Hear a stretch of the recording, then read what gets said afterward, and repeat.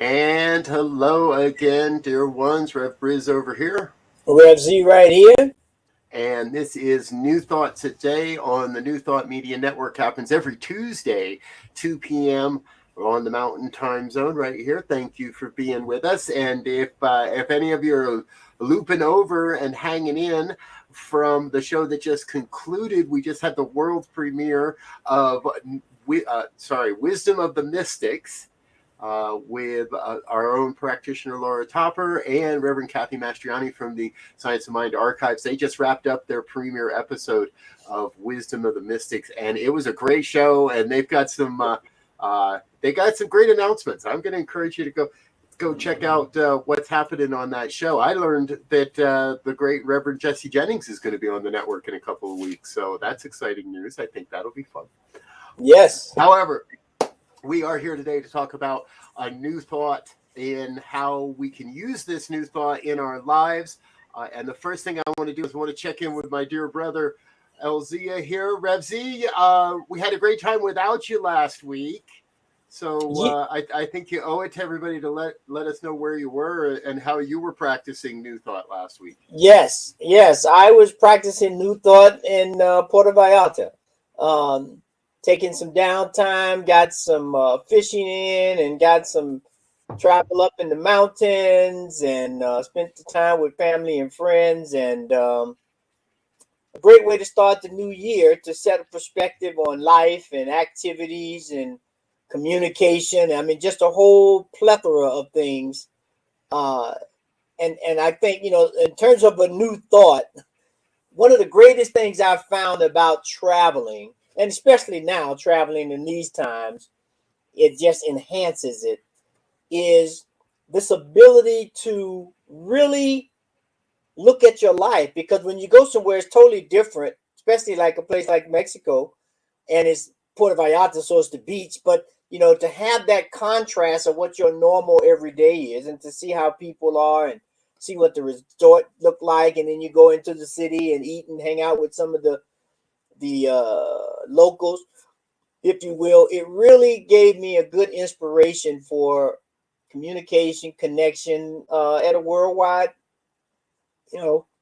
perspective. So happy New Year to everybody. We 11 days into this thing, and this ship has taken off, and we are rocketing somewhere.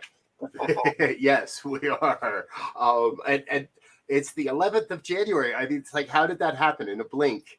Here we're at the 11th already, and that's, to me, that's like, okay, we're pretty much halfway through the week, or halfway through the month, because by the time I look up, it's going to be the 15th. With as much work as we get done around here. So, okay, folks, here's what we want to talk about today. This program, as we enter the new year and as we come into 2020, we want to look at how can this philosophy, how can the people that are a part of this philosophy serve and impact the future, the evolution of humanity, of what's happening on the planet, no matter what it is that's happening. Mm-hmm. And whether whether we're, sorry, got a little distracted by a comment there. We'll circle back around to that. Prayers up for our brother Diego. And we want to look at how we can utilize this to demonstrate, well, this vision of a world that works for all. And one of the things that we both feel is rather important here is removing the false appearances of separation between the organizations that comprise the New Thought movement, if you will, today. So, what do I mean by all that? It's just a nice, fun philosophy that we all get to live and believe? Well, yes. And over time, as is the nature of human, is we tend to organize. We tend to gather around similar ideas and beliefs. And throughout the history of this philosophy, there have been various organizations that came forward to help collaborate, let's say, the various teachers and all that. We want to take a look at that today. And what we recognize is, well, both Z and I have our biases, because we both found this through one avenue. As far well, and I'm gonna invite you to share a little bit of your journey here in a minute, Z, because your avenue was much more diverse and broad than mine was getting to New Thought. You had many more spiritual influences than I did, but we came to this philosophy through the science of mind or religious science, which we're going to talk about, and the organizations that went along with that. There's many more, and we've got a whole list of them we want to share with you today. So, but before we do that, I do want to get to what I was just setting up and give my brother Z a chance to share with you just a little bit. Your religious background and your spiritual background is very deep. So, without giving away exactly how old you are, how about give us the synopsis? Yeah, well, I'm from the South, as some of you may know. So I was born and raised Christian.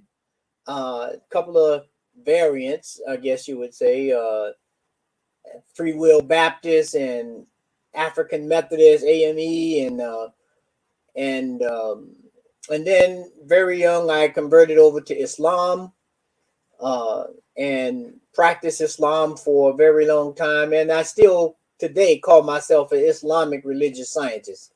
I have never given up the principles of Islam and the truth that's held within that philosophy.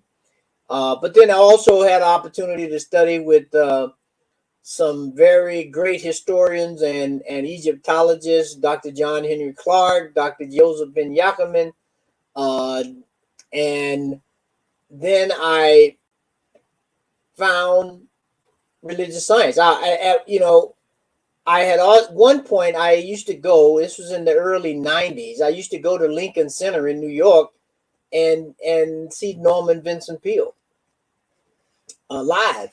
I had no idea who he was. I used to go with a friend, and I found the conversations great and the people were nice. So I used to go quite frequently.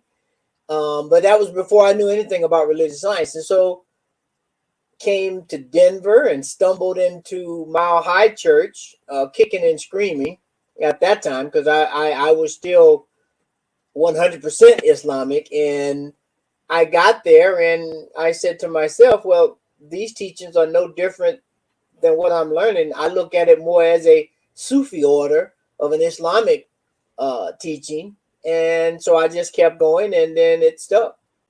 And so here I am today. We've known each other quite a long time. I know this story. I don't know that I've ever actually heard or cognized your description there of New Thought, or Mile High's version of it, as a Sufi order, which is cool.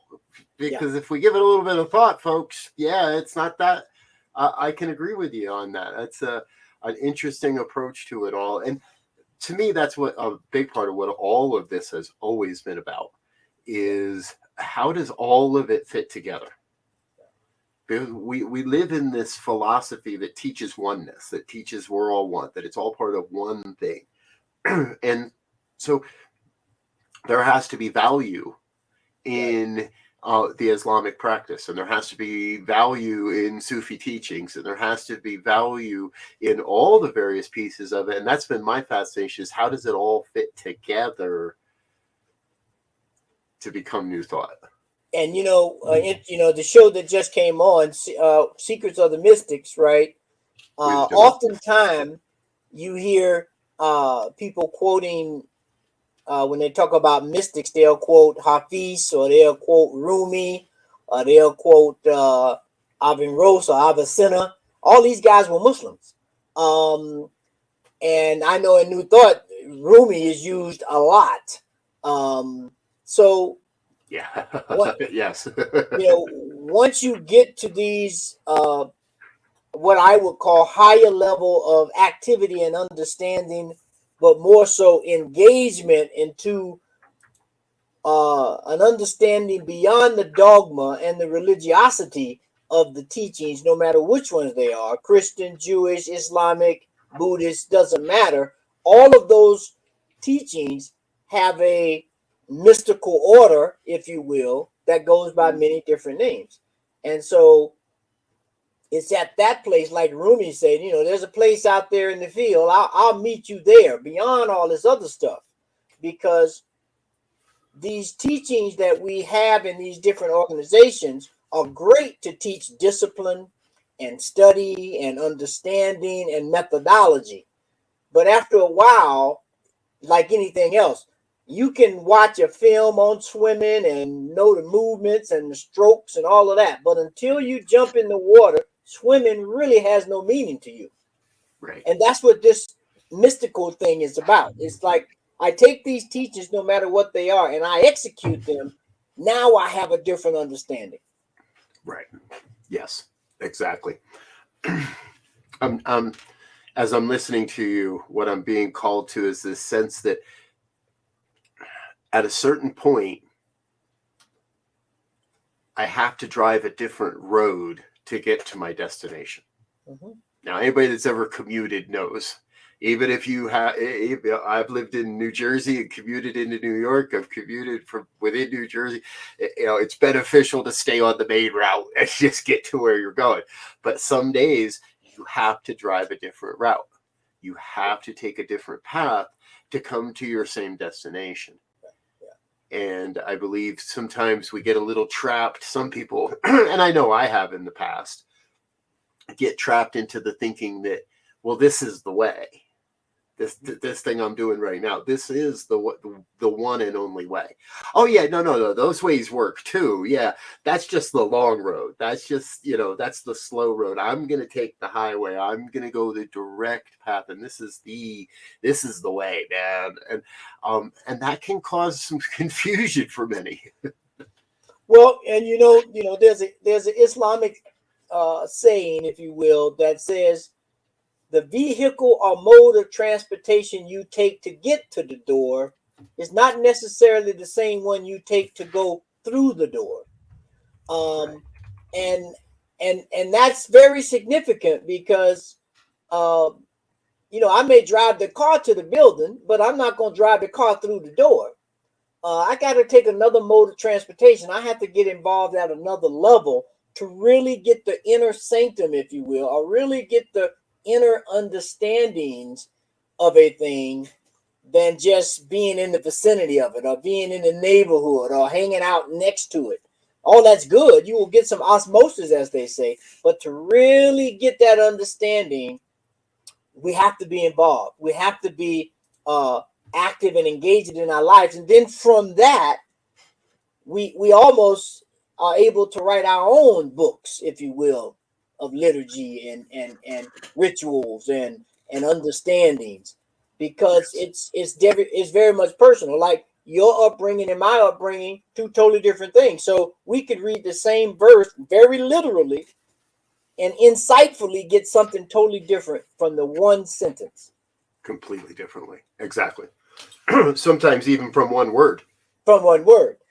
So now when we look at what we're talking about today, when we talk about the different organizations in the New Thought movement, if you will, they are geared toward the leader or the founders or the board of directors or however they're organized on how a specific methodology can be used to attain this understanding and this activation in our lives based on some experiences, and they codified it and they put it out, and there we go.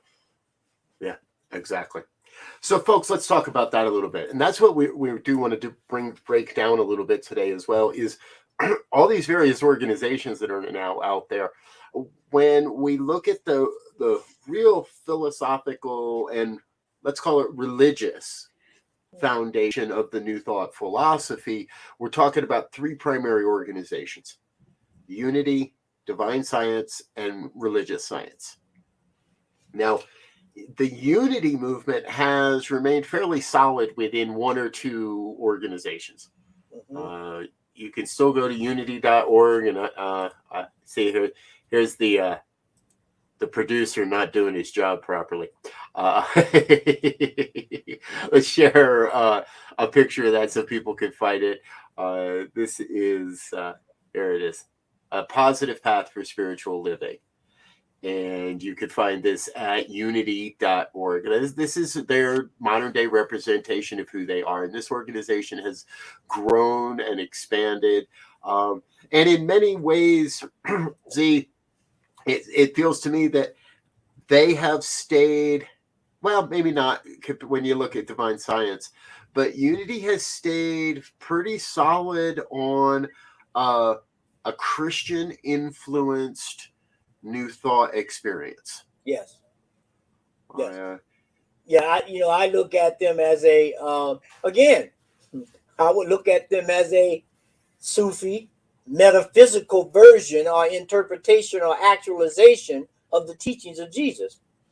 Um, because their focus is still on Jesus as the example of how you put these principles into practice, but they differ in terms of traditional Christianity, in terms of Jesus being the Savior, died on the cross and all of that liturgy, in terms of how they look at, activate, and interpret the teachings of Jesus.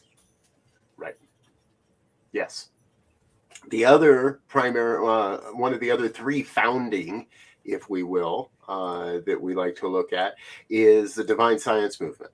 Mm-hmm. And now the divine science movement, probably more than anywhere, has apparently fallen off.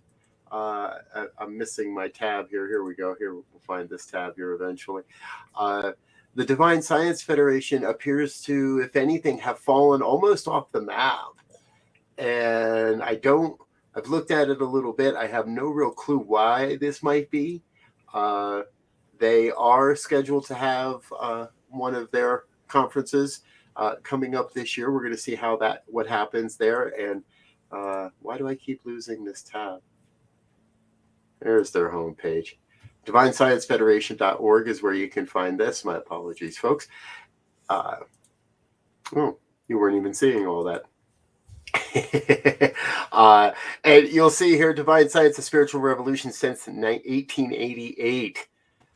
First taught by Melinda Kramer. And interestingly enough, here, the very first Divine Science Church was here in Denver, Colorado. Z and I both had a beautiful chance to visit that location. Mm-hmm. Any sense there, Z? What? Well, I think, my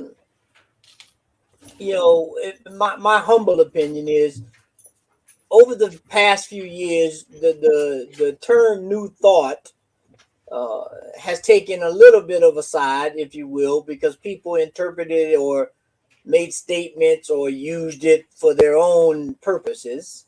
Mm-hmm. And so I think some people who were on the sideline, and maybe this is true for divine science, have been resurrected, if you will, and now see a need to come out and become active again, to rectify some of that, one. But I think, two, more important, is something you and I talk about, and a lot of our colleagues, this teaching is needed now, I think, more than ever, on a forefront, to allow people to really get beyond all of the political issues and social media bashing and all those things. Now, just to be clear, that doesn't mean that doesn't happen in other places or even in our own organization, because we know humans are humans.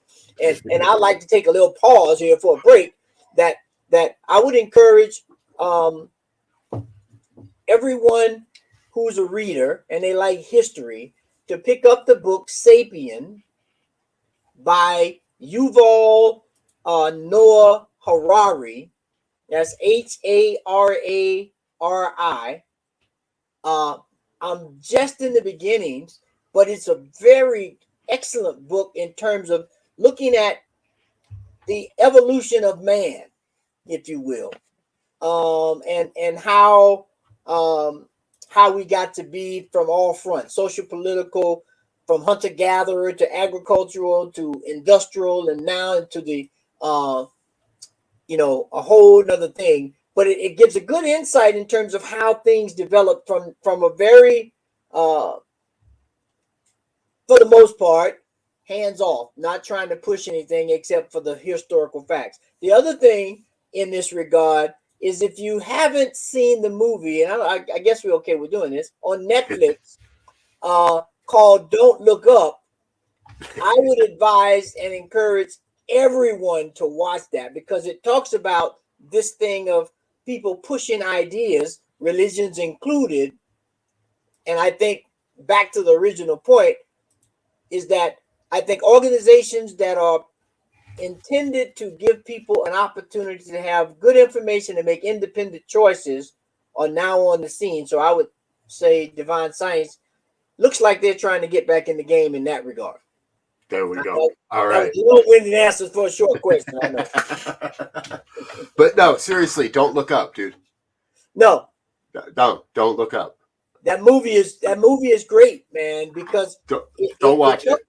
No, yeah, you don't got watch it. It is it is just the highlighting of what is going on now about the banter and the political stuff and people not making their own decisions and being led by different organizations, thoughts, ideas, and philosophies is so highlighted there till it's funny, and it is a comic movie to a lot of degrees.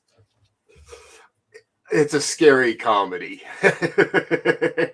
But yeah, I watched it. I loved it. Don't look up, folks. Just don't look up.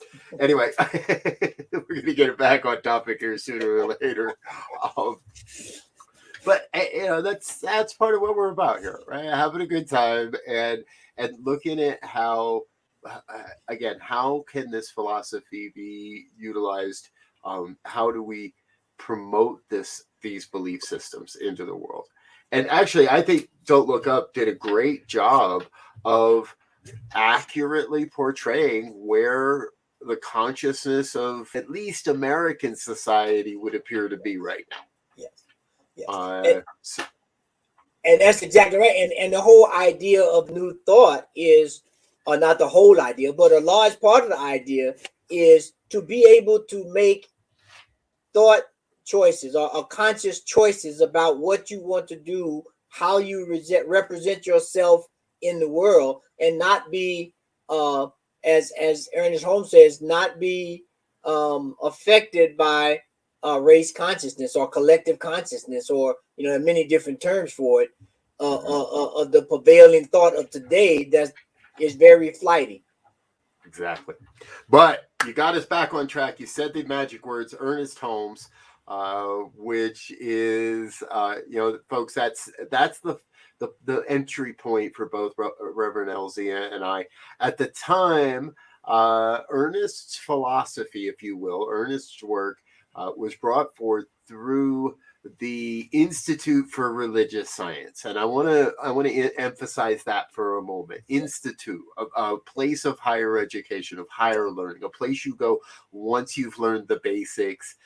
The Institute of Religion, of religious. So once you've learned the basics of religion or religions, come here and learn and explore it at a different pace, at a different level, in a different way, and do it in a scientific way. The Institute of Religious Science. Do it in a scientific way. Go out and prove your hypothesis in the world. Use the laboratory of your life to prove whether or not what you're talking about is real, and if whether or not you're just full of it.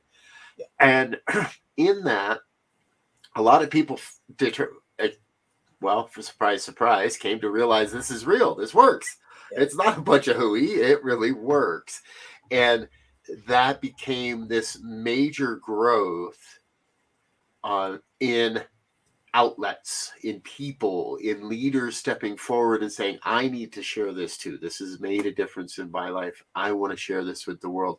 And we see a proliferation of spiritual communities, whether they're tied to the unity movement, whether they're tied to the religious science movement, which incidentally goes through its own internal politics and splits into two organizations that run parallel for many, many years. And we still have the three primary philosophies: divine science, unity, religious science.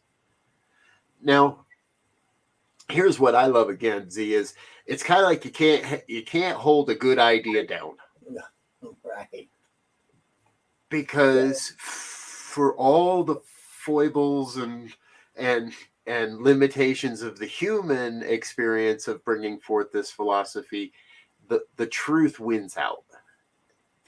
So there's stories of ministers that have done wrong, yes. Or there's stories of churches that have harmed people, yes. Have people made human mistakes over the last 50, 60, 80, 100 years of bringing this philosophy into the form it is today? Yes. Does that equate to throwing away the philosophy? Well, not in our minds, right? We're still here talking about it. However, what we do see is, let's call it a cross-pollination. And people move.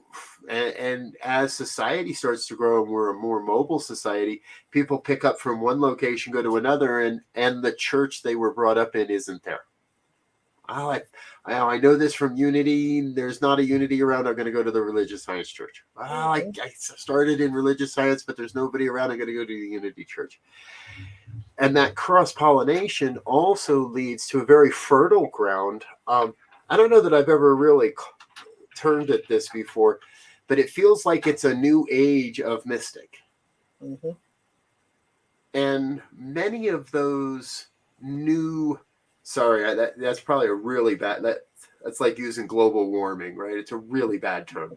A new age of mystic. Sorry, we're going to have to change that right now.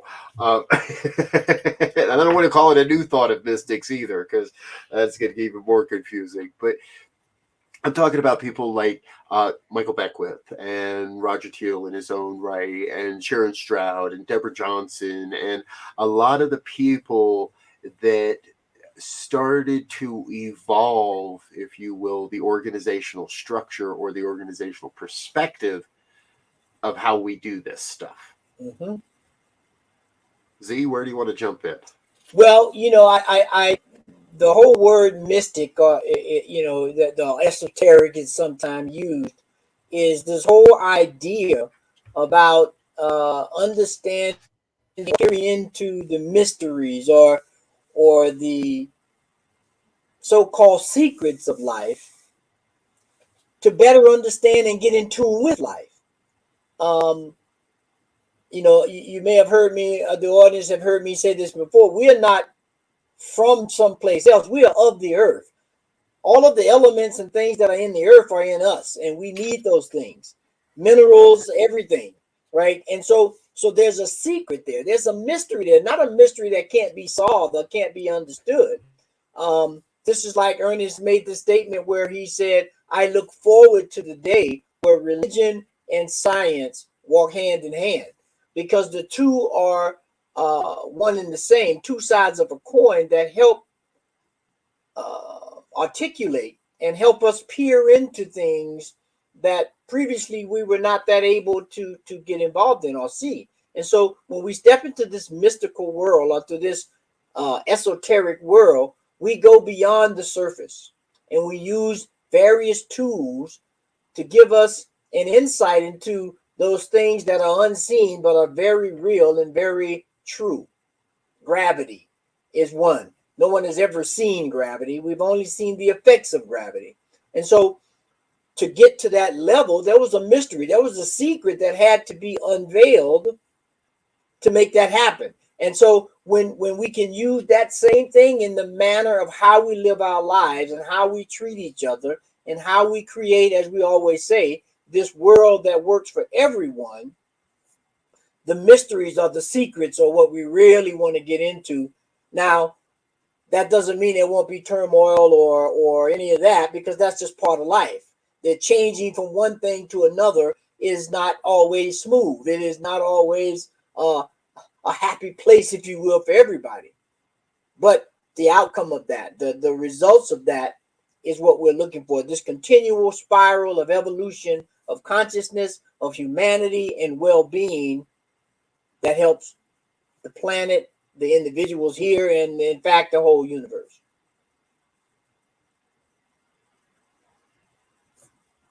Volume. Lost my mic. Thank you, Z. And that doesn't sound hard to me. Maybe I've been hanging out in this stuff too long. After 20 years, maybe I've been around too long. That doesn't sound actually all that difficult. to me because this philosophy has always represented what works, and it has continually proven itself over the last 20 years of my life to work, to bring forward the opportunities, the experiences, and the revelations that are necessary to reveal this perspective of a world that works for everyone.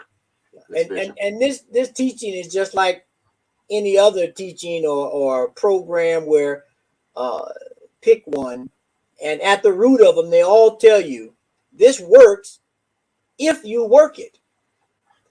If you don't work it, it will not work. And that means getting involved with it and practicing and using the principles and following the guidelines and principles that are laid out, and it'll work. Yeah, exactly.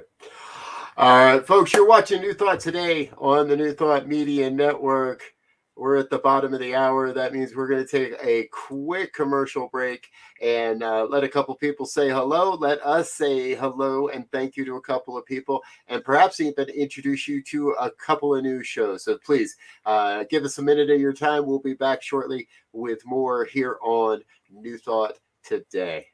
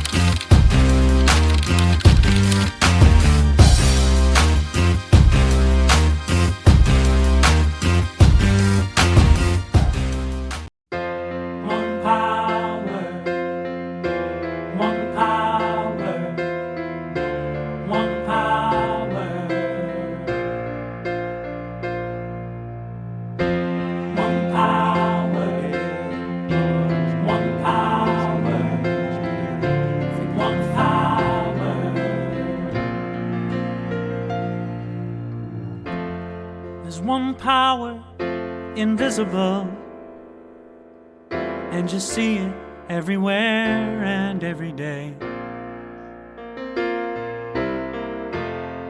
One power in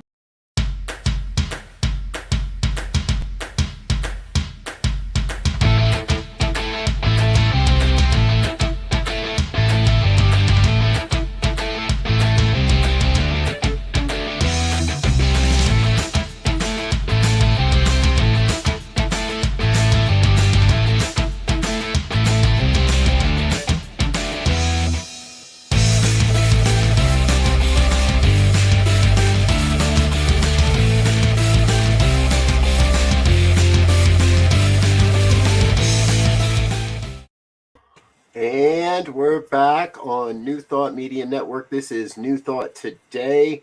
I'm Rev BRZ, joined by my co-host Rev Z, and we're talking about the organizations that create New Thought, because truly, folks, it's the organizations that are going to support taking New Thought forward. Now, there's a lot of communities, there's a lot of special focus ministries, there's a lot of initiatives, there's a lot of different things out there that we want to just kind of highlight and focus on a few of the bigger ones right now, and the ones that we see as capable of doing some good work in the world.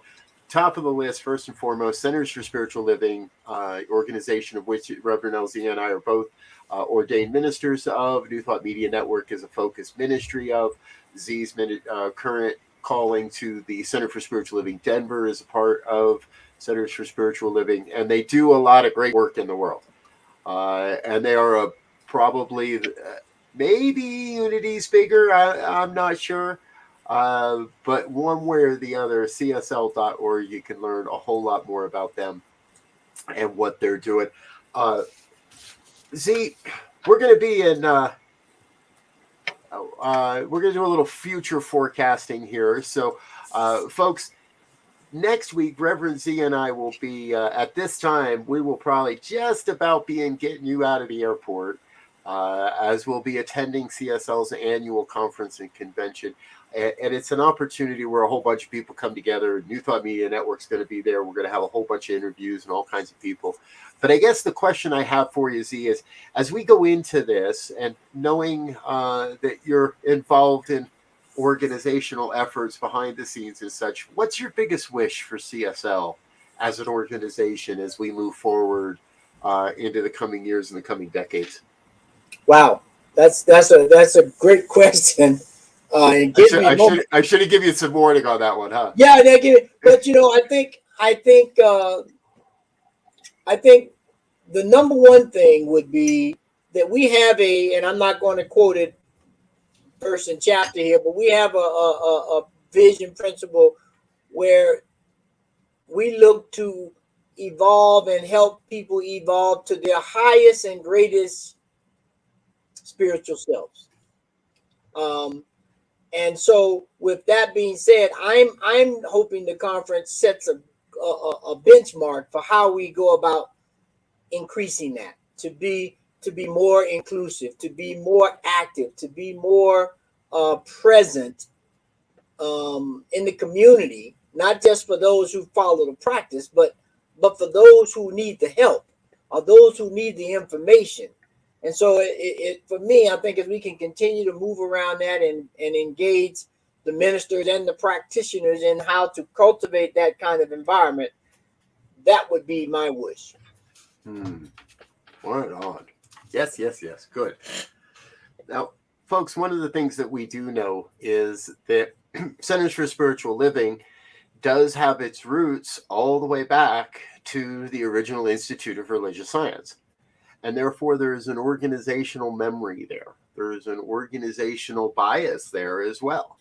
And in some forms, there is an organizational ego at play within that community as well. And what I know is, I don't think I've ever met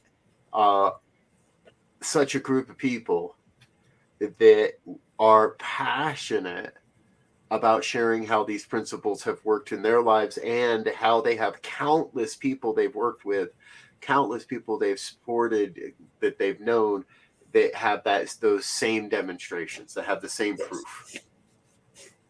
And you know one thing about that passion, you just click some. No matter where you go in terms of sharing ideas and planning for the future, if you will, it has always been those passionate people, and most often the ideal of that is artists, right, who are passionate about something and are able to bring forth the idea or the concept or the poem or song or painting passionately and engaging in dialogue about it, so that the totality of its presentation or its essence are presented for people to try on, figure out, so that it comes out whole or more whole and more complete.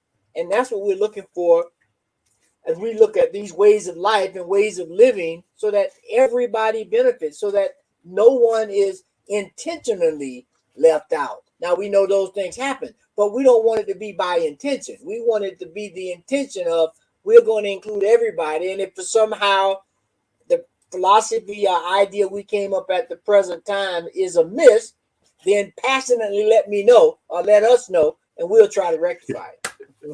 We'll passionately let go of it and do something else. I've more than passionately let go of a few things in my time. Yes.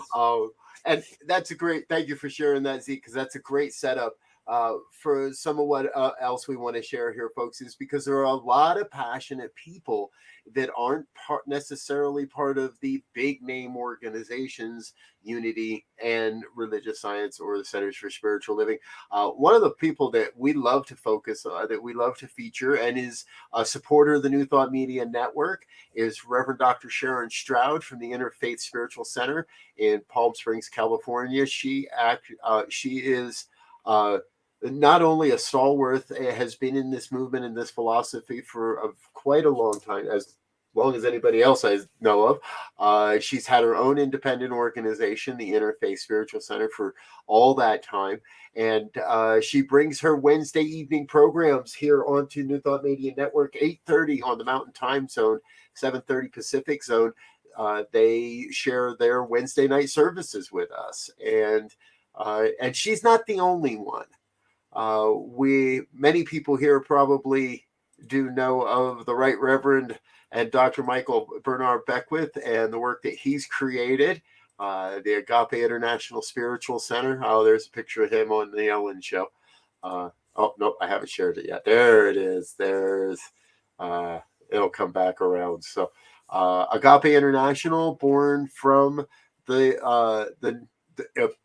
the New Thought movement. Agape was originally part of the Centers for Spiritual Living prior to the reunification of organizations. And if you're ever in LA, don't skip your Sundays at Agape. I've learned if I'm ever within like 100 miles, it's like, yeah, we'll hang out and go to Agape on Sunday.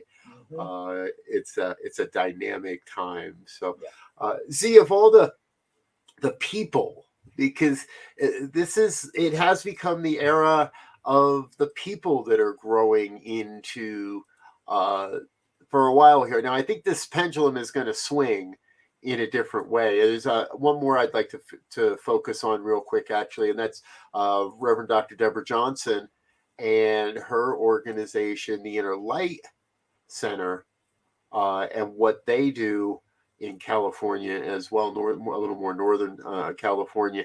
Reverend Deborah Johnson's been on the program, been on a number of our programs, is a supporter of the network. This whole era of the personality, how does that play into propelling New Thought forward, do you think?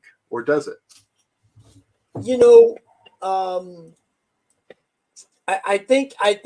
I don't think that will ever go away, in the sense of it takes, for those people who aren't involved in the movement or not aware of the teachings, it takes a dynamic, charismatic, articulate, energetic person to be able to create the persona, if you will, of being the mouthpiece for the teachings.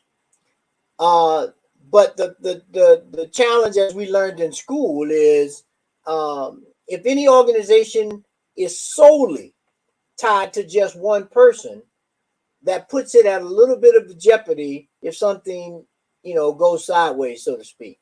And so I think we will always need charismatic leaders or spokespersons to give out that information, to get to draw in those that are right on the edge or just a little beyond that. But then it's going to take individual organizations and individual practitioners and ministers who may not be on the so-called forefront to be ready, willing, and able to take these people as they come through the door, if you will, and make them feel welcome, teach them, be understanding with them, work with them, create this environment that works for everyone, in that it allows everybody to be right where they are. There's no pressure, there's no guilt, there's none of that. Wherever you are, that's where we're going to start. And if you keep going, you may see somebody you admire, like one of the charismatic leaders. You too can get there if you just take the steps and follow the path. Your volume, Mike, your mic is out. Oh, thank you, bro. Dishing out the wisdoms today. And we can look at this. The picture on your screen is a group of those very charismatic leaders, folks. Some of these people you may know, some of them you may not. That's all right. This is the Association for Global New Thought, also known as AGNT. And they do great work in the world. There's more videos down here. And what AGNT has always been about really has been the opportunity to bring together the leaders of various New Thought organizations. So AGNT isn't so much the charismatic leaders, although it was started by a group of them: Michael Bernard Beckwith, Roger Teal, Howard Caesar, Temple Hayes, others, Barbara Fields, who we'll talk about that in a minute. But it's been brought together as an opportunity for a group of those charismatic leaders to come together, and then over time it's become who's ever in that seat. So whoever happens to be the spiritual leader of Centers for Spiritual Living is also with AGNT. Whoever happens to be in certain positions around the movement is immediately brought into AGNT. To me, this feels like a very different way of doing a collaborative organization. And I'd love to hear a little bit more of your thoughts and feelings around it, Z. Well, you know, the great thing I like about collaborative organizations like AG&T that brings leaders and individuals from the various organizations together to create this coalition. It allows those of us who are on the same wavelength or frequency, if you will, to have, although the message may be delivered differently, there is a consistency within it about what we're teaching, what we're about, what we're trying to bring about. And it gives everybody, you know, a chance to get the flavor that they like. You know, everybody don't like strawberry soda. Some people like grape. Some people like orange. Some people like, you know, lemonade. And so when we're able to give this information in different flavors so that it's palatable for the different individuals and tastes and experience of the many people coming to the door, now we got something to work with. Right. Exactly. Yes. And I love what you're moving towards, because for me, AGNT represents that opportunity for all the various denominations, if you will. Mm-hmm. And as I've said before, it's the apparent false appearance of denominationals that AGNT gets to represent and make sure that all those various voices get heard. Mm-hmm. And so the programs and the initiatives that they bring forward have all the various perspectives and voices and viewpoints, if you will, of New Thought brought together and put out on the table. So you know that the unity voice and philosophy is represented. You know the divine science voice and philosophy is represented. And so, and the emerging versions of New Thought as well. Those pictures don't just represent the leaders of a few organizations. That picture represents leaders of a number of what are determined to be emerging organizations in the New Thought movement. And the good thing about that as well is that we know that different individuals, whether that individual is a physical person or is a individual entity, right? Right. Everybody comes with a certain set of skills and talents and gifts. And so one organization may be very good at community outreach that another one may not be, but then one that has a blueprint or a framework from which you can operate from if you want to initiate that in your community or in your organization, and how to get it started and so forth and so on. And that could be used across all. And that's just one example of the benefit of the cross-pollination, if you will. You know, right. It's like, I'm from Florida, as you know, and they started out with cross-pollinating oranges and tangerines, and they have all kind of satsumas and tangelos and all these different variety of citrus fruit that was a result of the cross-pollination of oranges and tangerines. All of them are very good, slightly different, but they still got the citrus flavored, citrus benefits of vitamin C and all that. But depending on your taste or depending on where you want to go, you can pick one that works for you. Wow. Yeah. Oh, I love it. Hey, folks, we're going to run out of time here, and we do have a couple organizations we want to highlight and still present you to and make sure that you're aware of. However, before we leave the AGNT train, I do want to say that I have the distinct pleasure to appear on their programming tomorrow at 12 Mountain Time. Or is that what I just looked at it, and now I'm going to click away from it. 12 Central Time. Tomorrow on their Facebook page. Just do a search for Association for Global New Thought or AGNT on Facebook, and I'll be appearing on their program AGNT Speaks with Reverend Aaron McCabe from the Unity Chapel at Unity Village in Missouri. So join us for that. All right, before we head on, a couple more quick organizations we want to share with you. This is one of my personal new favorites. So I'll be straight up and honest. Being brought up in CSL, I had a bit of an arrogance about Centers for Spiritual Living and didn't put much effort into learning about some of the other organizations out there. And ANTN, or the Affiliated New Thought Network, is an organization that I've had the recent pleasure to get acquainted with and come to know. The board and the people. Was at their recent conference, and ANTN is just amazing. It's the Affiliated New Thought Network, a little bit different than all the others. And Z, what I love here is all of these organizations in one way or another have a educational arm. Yes. Unity has Unity Worldwide Ministries that takes care of all their education. Centers for Spiritual Living has the Emerson Institute, takes care of all the education pieces. All of the Agape has their own onboard in-house education. Interfaith has their own education. Interlight has their own education.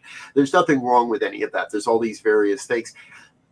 ANTN to me is a little different in that they don't have their own education program, but they align with a different education program, which is the Emerson Institute.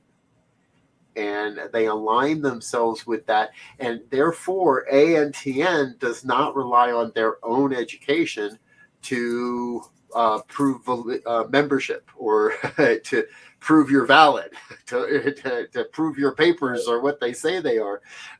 They allow New Thought education from all of the New Thought traditions to come in and be welcomed, and it's pretty important. They like to say yes is the one I heard from them a lot.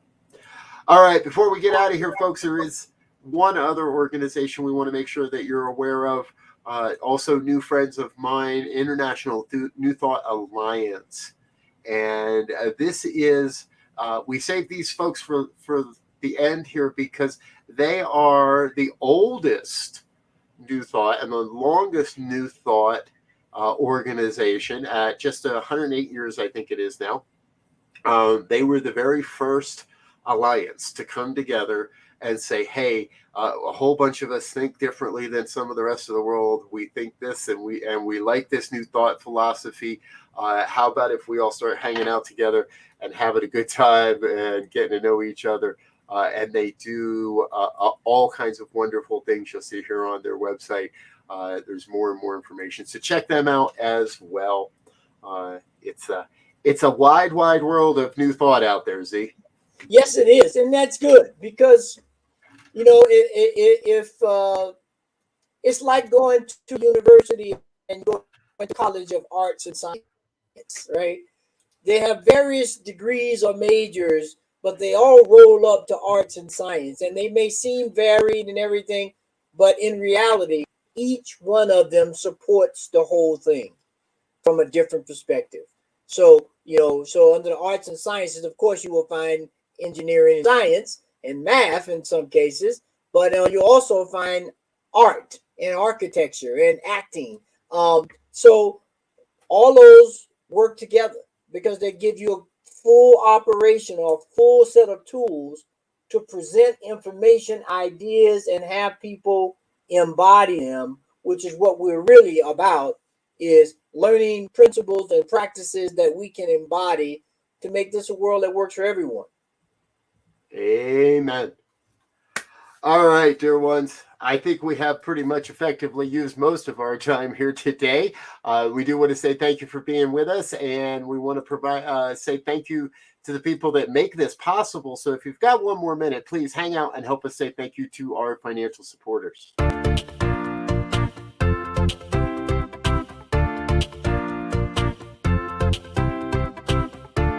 Thank you, Center for Spiritual Living Denver, for your continued support. Thank you, Center for Spiritual Living Midtown Atlanta, for your monthly contribution. Thank you, Center for Spiritual Living North Jersey, for your monthly contribution. And please help us welcome OM Center for Spiritual Living in La Mesa, California. Thank you for your monthly donation. Thank you, Center for Spiritual Living Seattle, for your most generous donation.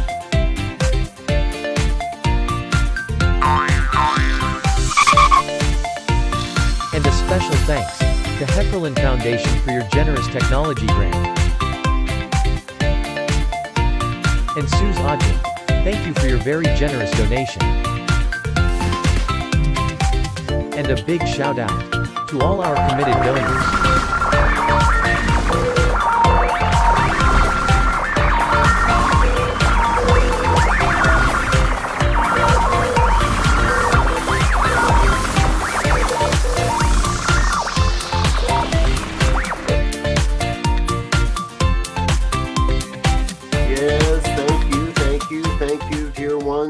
For all of your support to make New Thought Media Network possible. All right, Z, before we run out of time completely here, final thoughts. Well, if you are interested in understanding or learning or becoming a part of this world that works for everyone, find an organization, find a center, find a person of the New Thought teachings and engage them. Go join a group, go visit a service, ask them about their education institution, because now more than ever, we need a world that works for everyone. Amen. And if you'd like to do that online, check out New Thought Media Network. All right, folks, we're out of here. I love you. We'll be back. We don't know if we're going to be here next week or not. We might be here pre-recorded. We might show, but we're definitely not going to be here live because of time frames and time zones. So, but do look for our programming all next week from the CSL convention. Both Reverend Z and I will be there doing all kinds of pop-up interviews and all kinds of other fun stuff. So until then, peace. Peace.